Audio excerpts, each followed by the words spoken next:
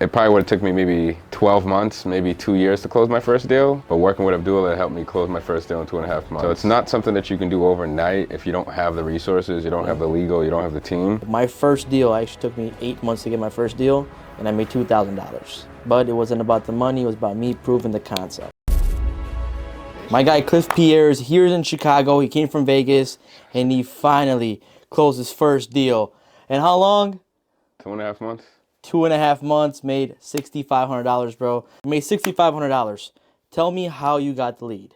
So AK Callers, akcallers.com, you know what I'm saying? AK Callers. So had 2 callers my first month, and this lead came in on November 24th, 3 days after Thanksgiving. I called him on a Sunday. It was like a 10-minute conversation. He agreed to the price, signed the contract. The next day was an easy close. And 2.5 months later, there's a check. There was some process, go ahead. Break down the process. What did you say to the seller?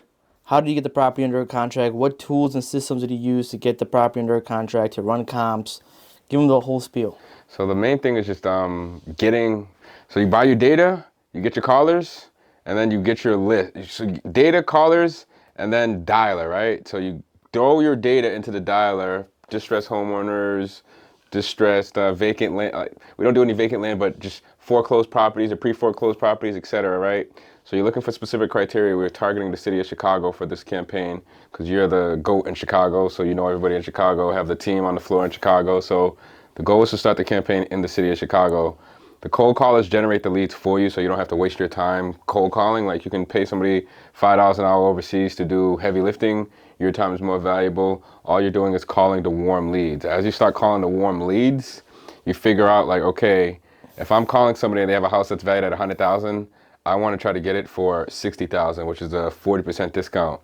Highest I'll go is, like, I want to be at 30% discount if I can, but that property was actually like a 20% discount.